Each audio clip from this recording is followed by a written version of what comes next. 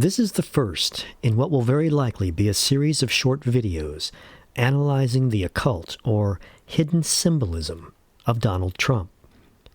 This series will primarily focus on the time frame of his first presidency moving forward. All is not as it appears, and there is always a story playing beneath, driving the narrative we see on the surface. Much of this research is presented in my most recent book, The Great Deception: What If We Are All Satanists? As with all my books or videos, I am simply presenting another perspective, another viewpoint of the car accident, so to speak, and I merely present this for your humble consideration.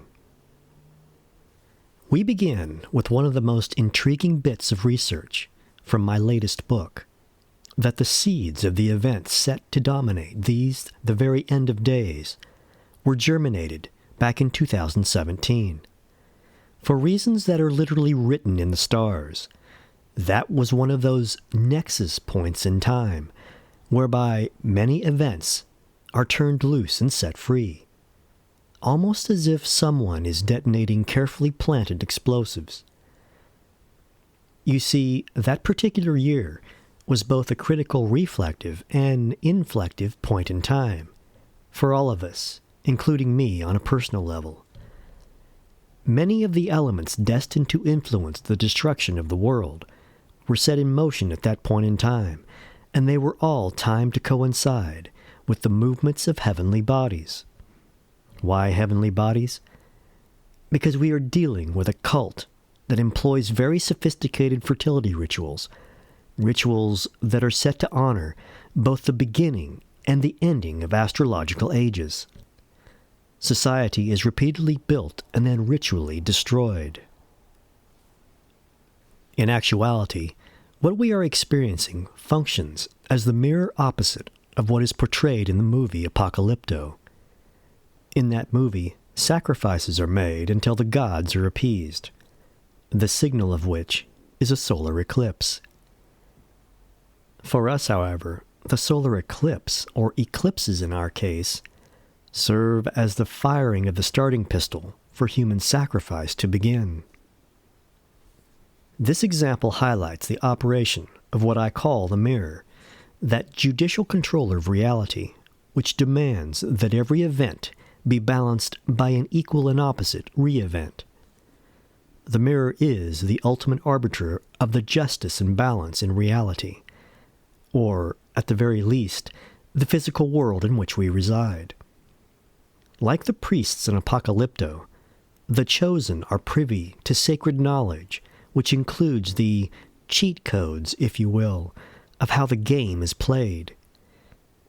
This process is made all the easier by the simple and undeniable fact, described in my books, that our given cell of time has been seeded with but a single defining root narrative, a narrative that has no choice other than to play and replay over and over, backward and forwards, in a mirrored manner.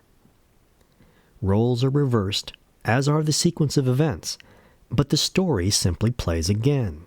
The outcome can never change. Since there is only a single primary narrative, once you know what to look for, you uncover the secrets of the game, and you know how to use it to your advantage. You learn how to cheat, to make the goyim serve you. The year 2017 saw many events occurring that were defined by the presence of sacred numbers, a presence that became supercharged, especially in the year 2024. In 2017, there was the inauguration of Donald Trump, the Great Eclipse, the Las Vegas shooting, the inception of the building of the stadium to host a sacred Super Bowl in 2024, the furtive beginnings of COVID-19 and its later strange vaccine, the theft of a crown, all were introduced in 2017. We could and should include Amelia Earhart, but we simply don't have the space to properly do it justice. Indeed, the level of foreknowledge involved in setting this entire milieu in motion would mean, as stated in my books, that the Freemasons of the late 1700s had to know exactly when the later sacred eclipses would occur. And not just the eclipse in 2017, but also the solar eclipse of 8 April 2024. Naturally, you will scoff that the Freemasons had foreknowledge, or that it was any great feat to predict eclipses. But even today, given the crazy wobble of the moon, NASA can only accurately predict eclipses about 1,000 years into the future. Predicting one 240 years into the future in the 1700s would seem to me to be quite an accomplishment. Why do I claim that the Freemasons must have predicted these particular eclipses? Both of the total eclipses in 2017 and 2024 were amazingly rare because they took place over the United States of America, and both eclipses succeeded in collectively forming a cross as they traversed the country. Not only that, the eclipse in 2017 took place in the 33rd week of the year, precisely 30 weeks and 3 days after Trump's inauguration. Even more impossible is the fact that precisely 33 calendar weeks separate the date for the 2017 eclipse from the date for the 2024 eclipse, something that is only possible during a leap year, which 2024 was. The number 33 is plainly quite important, especially given the level of reverence that number possesses with secret societies like the Freemasons, and how it is a major part of religious mythology. For example, being the alleged age of Christ when he was murdered. Later, I will explain to you what the number 33 symbolically means. But that's not the most amazing thing. Let's not forget that both 21 August 2017 and 8 April 2024 were Mondays. So, well, Monday is named for the moon, and in both eclipses over the United States, the very day that the moon steals the light of the sun just happens to occur on its namesake day? That's kind of pushing the odds a little, don't you think? Especially considering all those threes. As if all of that wasn't weird enough, it must be remembered that 2024 was an election year, a year in which Donald Trump, president in 2017, was once again running for president. Consider that the earlier eclipse in 2017 took place a few months after Trump had taken office, while the eclipse in 2024 took place a few months prior to the election. More specifically, the former took place 213 days after taking office, while the latter took place 211 days prior to the election. Indeed, since the 2024 election, or C-lection, wasn't called for Trump until the morning of 11/6, that bumps the day count to 212 days. These are virtually identical points and represent mirror moments in time. Ask yourself, boys and girls, just how do two eclipses naturally happen to time themselves so precisely to correspond to United States elections involving the very same man? The only logical answer, other than it being a mirrored moment in time or a massive coincidence, is that the entire presidential election process, from beginning to end, was artificially designed to facilitate this singular moment in time. Don't you see? The Freemasons had to know exactly how long presidential terms would need to be in order to make a term begin in 2017. That would mean that the dates of George Washington's term had to be known before the farce of the American Revolution even began. I say farce because the elite primarily pushed for the so-called revolution, and there were so absurdly few deaths, specifically 4,435 official battle deaths spanning 1,331 engagements, which yields a mere 3.33 deaths per engagement. And of course, let's not ignore more of those repetitious threes. In any event, all of this had to have been known ahead of time. The number of states that would eventually comprise the U.S., their size and disposition, the fact that Ohio would end up being two states, one covert and the other overt, all the wars, the tremendous technological growth, all of it was somehow known ahead of time. But how? No, they weren't perfect, mind you, as they apparently needed to make minor adjustments, like moving Inauguration Day from 4 March to 20 January in the 1930s. Specifically, the last presidential inauguration was 4 March in 1933. Yep, another 33. Clearly, they were not infallible.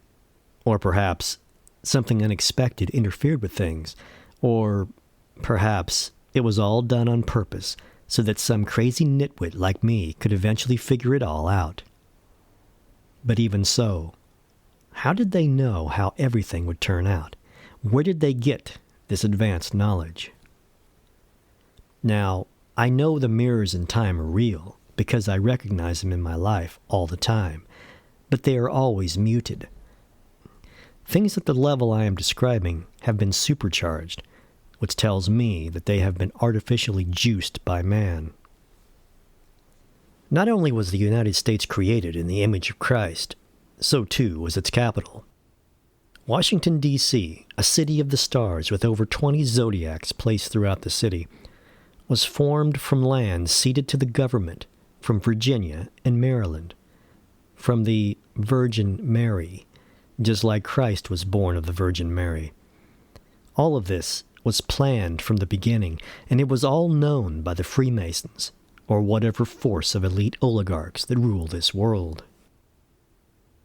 If this is true, the very birth of the United States and everything it represents was specifically engineered, along with its death, before it was even born. Even worse, it was specifically engineered to imitate the crucifixion of Christ. The country allegedly created in the image of Christ was only created as such so that it could become the perfect scapegoat to relive the murder of Christ. The chosen recreated the perfect vehicle to eliminate their most hated enemies, Christians, on another crossing, a crossing that was apparently created and sanctioned by their God, since it involved the moon.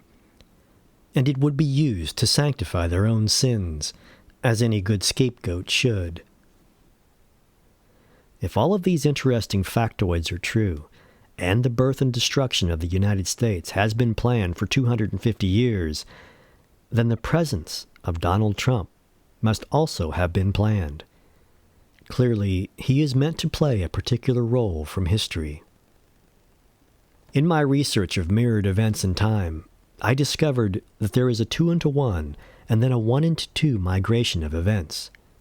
For example, the act of creation, the murder of Abel by Cain, and the resultant sevenfold vengeance to anyone who killed Cain, was mirrored by Cain's great-great-great-grandson Lamech, who murdered 2 men, a man and a young man. Afterward, the judgment would be vengeance of 70 and sevenfold, to prove that, indeed, 2 had been killed. And Lamech said unto his wives, Adah and Zillah, Hear my voice, ye wives of Lamech. Hearken unto my speech, for I have slain a man to my wounding, and a young man to my hurt. If Cain shall be avenged sevenfold, truly Lamech 70 and sevenfold. Genesis 4, verses 23 and 24. Afterward, the world was destroyed by the great flood to properly mirror creation. 1-2, and then the same story replaying again, only mirrored. Events flowed in one direction, flipped, and then flowed in a reverse direction. This occurred again in the New Testament with the singular Christ who took over for both Moses and Elijah during the Transfiguration. Christ singularly assumed the roles of both Moses and Elijah. What does this have to do with anything? If the Christian nation is set to be crucified, then the character of Christ must also reappear. He has, only he reappeared as two, Barack Obama and Donald Trump. Both of these collectively play the role of Christ. Indeed, if you think back, you can see many images of Obama as Christ. And Obama was the healer through Obamacare, while Trump is the one to be constantly on trial and eventually to perhaps be crucified along with the United States. At the very least, Trump will lead the United States to its end.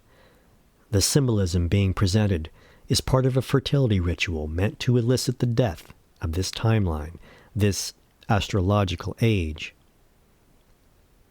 There's just one thing you should remember.